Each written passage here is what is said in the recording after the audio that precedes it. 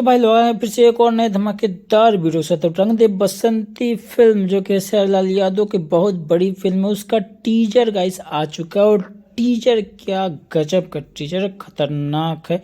Teaser देख के लग रहा है कि नहीं भोजपुरी वाले भी अब सीरियस हो रहे हैं। शिवा शिवा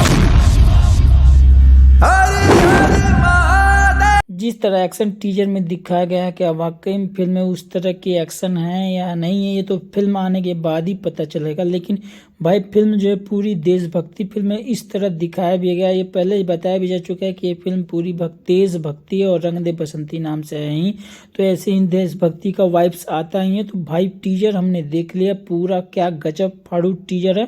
भोजपुरी में कहें तो हर चीज़ पहली बार, यानी ये भी पहली बार ही समझे कि इतनी बजट वाली मूवी का बन रहा है टीजर, और खतरनाक टीजर है। और उसके बावजूद अभी एक पहले गाना आया था इसी का, राम जी की जय हनुमान जी की जय, इस तरह का गाना काफ़ी बड़े लेवल पे जो ये गाना बना था, यानी पैसा खर्च किया गया था। दिलेर मेहंदी से इस गाने को गवाया गया था और डांस किए थे खेसारी लाल यादव। अंग अंग तड़फड़ा के कर रहा है तांडवम। और टीजर में केवल खेसारी लाल ही दिख रहे हैं। तो भाई अगर वीडियो अच्छा लगे, आप खेसारी लाल के फैन हो, तो बिना वीडियो को लाइक किए और चैनल सब्सक्राइब किए मत जगह।